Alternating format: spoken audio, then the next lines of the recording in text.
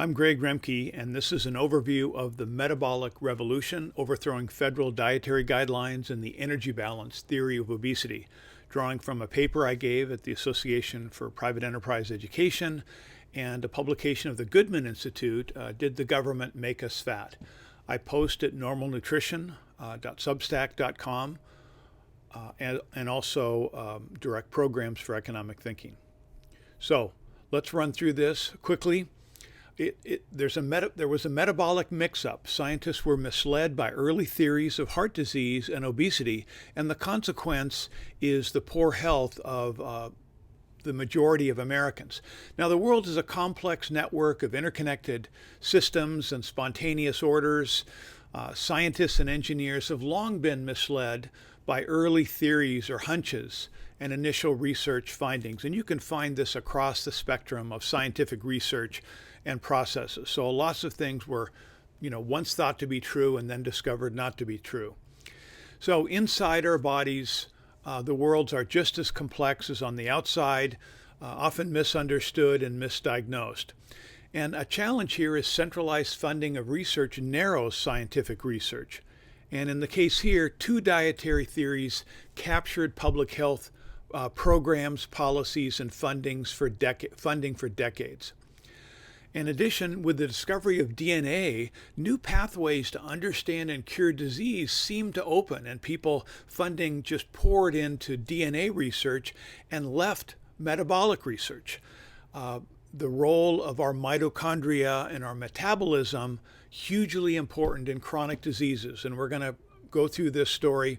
Turns out most chronic diseases, obesity, diabetes, cardiovascular disease, autoimmune disease, perhaps cancer, are metabolic in origin, not genetic, or metabolism plays a large role in addition to genetic predispositions. So let's go through the details. The federal dietary guidelines for decades have been proposing or insisting that we lower fat in our diet, in our food, but the consequence of that is higher carbohydrates. These misguided federal dietary guidelines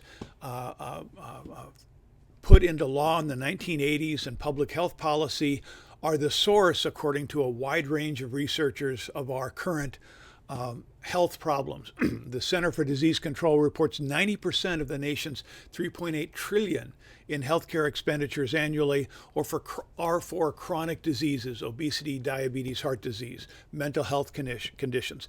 The status quo attacks these problems or treats these problems with medications, pharmaceuticals, surgery, and other, as well as giving dietary advice that critics say is deeply misguided.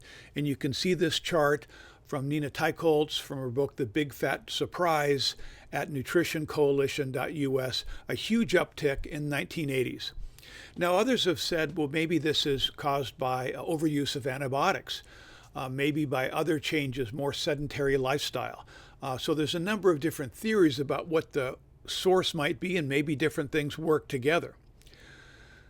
But the Nutrition Coalition and the researchers posted on their website say, look, 40 years of federal low-fat dietary guidelines that were originally designed to reduce an epidemic of heart disease and heart attacks had the unintended consequence of pushing the food industry to come out with thousands of different low-fat foods and pushing in advertisements and everywhere that we have low-fat, heart-healthy products that tended to be far higher in carbohydrates. And so they say this increase in carbohydrates in our diet and a reduction of healthy fats, because protein consumption stays about the same, they say that made things worse in terms of obesity, diabetes, and heart disease. Even though heart disease did decline early on, which was considered a success for the low-fat theory, but may have been more for reduction of smoking and so forth. So poor metabolic health fueled the pandemic that we just had. Most who died or had severe COVID were obese, diabetic, or with hypertension. Again, the theory here would say because of the federal dietary guideline and the energy theory of obesity. So one model, for example, estimates that had obesity rates been just 25% lower as they were, 15, 20 years ago, the first 6 months of the pandemic, we'd have 30,000 fewer hospitalizations, 15,000 fewer ICU admissions, 24,000 fewer deaths. That's just in the first 6 months. So people say, well, and there's a movement recently to lower fat. I was just at the Keto Salt Lake conference where nutritional researchers, advocates, doctors talked about the benefits of reducing carbohydrates in the diet for chronic conditions like obesity. But critics of that say, well, that's a fad. This whole low carb thing is a fad, and it's not backed by research, and it's dangerous. So they say there's not enough evidence to support lower carbohydrate diets or keto diets, that is, diets that put you in ketosis. Now, let's put some history into this. Science writers Gary Taubes and Nina Teicholz really start this latest turn to reducing carbohydrates. Gary Taubes in an article in New York Magazine first, and then his book, Good Calories, Bad Calories, and Nina Teicholz and her 2015 book, The Big Fat Surprise. These books argue that healthy fats in butter, whole fat milk, meat, other saturated fat foods are good for us. We should have more of that. But the status quo public health guidelines say, no, we should have less of that. We should have skim milk. We should have margarine. We should have lean meats or lean protein foods instead of meat. The latest book by Gary Taubes, The Case for Keto, is arguing even that what seems to many an extreme diet of keto, that is to say, where you cut carbohydrates down to 10% or less and fuel your body with ketones that are drawn from our body fat, that's not an extreme disease. That's actually healthier for a lot of people than a diet high in carbohydrate or a plant-based diet. Now, again, on this, you can be in a low-carb diet eating plant foods, avocado, coconut, other foods with high fat, or you could be it with meat. Meat-based carnivore paleo diets. Critics of the plant food say you just have to be careful to make sure you get enough bioavailable micronutrients that aren't as easy to find in some of the plant foods. But you can do it either way, and people have. So over the last 80 years, over the last 8 years, we've had a booming growth of direct primary care.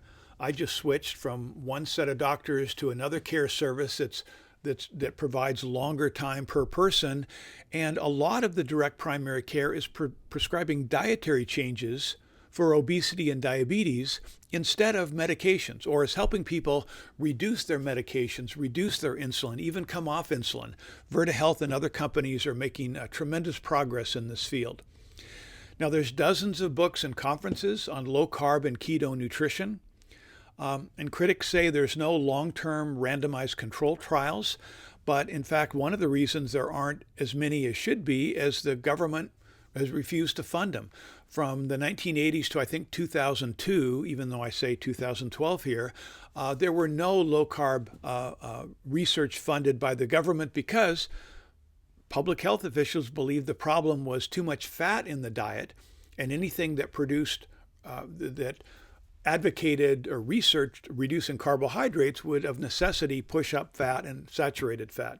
So the nutritional research institutions, the big foundations, the government, the companies were focused on reducing carbs and trying to figure out how to make vegetable oil safer and so forth. So what caused this commotion? Well, it was Ansel Keys, a researcher, and his 7-country study, followed by the McGovern hearings that called for reducing saturated fat in our diets. So there's more history on this. I'm trying to give a brief overview. To support the story that low carb is not a fad, is that the Atkins Diet, which was popular in the 2000s and earlier, it turns out that wasn't unusual. Gary Taubes tells this story in his keto book.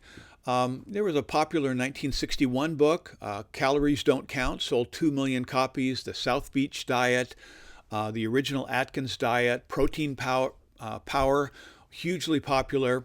And in the story of Thaler, he got these ideas from others. It was standard understanding of practicing doctors that if you wanted to reduce obesity, you had your clients reduce starches in their diet, eat less bread, pasta, potatoes, and you could reduce obesity. And this was standard procedure until this federal dietary guidelines. These standards were popular much earlier in the 1800s with the Banting diet. And they were popular in Germany. And then things went sideways with the panic caused by heart disease and President Eisenhower having a heart attack. So that led us astray, the argument is. And the key point that Taubes makes is, in addition to the low-fat, low-carb discussion and debate, was a theory of obesity that became popular that claimed that people got heavy, got fat, because they were eating too much and not exercising enough. And that's, it sounds plausible. It has biblical resonance. People were a sloth and a gluttony. They were just lazy and eating too much. So medical advice has been for decades to their overweight clients, if you're overweight, you need to eat a little less and move a little more. But Taubes argues, and other researchers argue, this is not the problem for most people who are overweight. The problem is a hormonal issue that a lot of people's metabolism is intolerant to carbohydrates, especially excess carbohydrates or processed carbohydrates. And critics say, look, to attribute obesity to overeating is as meaningful as saying alcoholism is caused by overdrinking. It's something else. It's something different. The calories in, calories out energy balance theory is just wrong. Obesity is not an energy problem, but a hormone problem, an insulin problem that needs to be addressed different ways. The science on this, the research is here in links. Gary Taubes writes on this in STAT, and it's the American Journal of Clinical Nutrition, led by David Ludwig of Harvard, explains this in a September 2021 publication. And the success of this is leading people in this. Eric Westman at Duke, the Cleveland Clinic is on board with this now. Virta Health has just taken over the West Virginia medicine health system in the sense of promoting reducing carbohydrates to deal with chronic diseases like obesity and diabetes. So I write about this, help America get healthy again. You can't have a healthy economy if all your people are unhealthy. You're sitting ducks for the next pandemic. So theories in search of data, millions of dollars supported further research to try and prove that fat was causing the problem. All these studies did not prove it, and unfortunately some of the evidence against it was buried. There's more to that story. So what's the reality? We have two metabolic gifts. That is, through history, people needed to gain weight in the summer and fall to last through winter. And so the ability to quickly turn the carbs we eat, the fruit, the grains into fat allows us to draw on that storage during winter. So Nutrition in Crisis tells some of the how mixed up standard epidemiological research is. So we have a problem now that what in the past helped us gain weight in late summer and fall to survive winter, now it's late October all year long in every grocery store. So how do we avoid the urge to put on pounds to survive the winter when the winter never comes? And more discussion on this in my posts and the Big Fat Surprise, Jay Richards' Eat Fast Feast. Okay, so don't diet. Diets are dramatically problematic. They mess up people's metabolic systems and their mental systems. I'm trying to keep to 15 minutes, so I won't go into this in this presentation, but dieting is a source of the problem, not a solution to the problem. Instead, eat till you're full, but add healthy fats and reduce carbohydrates. So for more on this, I encourage you to look at the Nutrition Coalition. The documentary Fat Fiction looks at this story. Ideology and special interests have controlled our federal dietary guidelines and the science here. A lot that we thought we knew, we're wrong about. and the FDA's a problem. So I write on this more, and I thank you for listening. I'm out of my 15 minutes. The alarm's going off. Here's more resources. Thank you very much. Here's more resources. Thank you very much.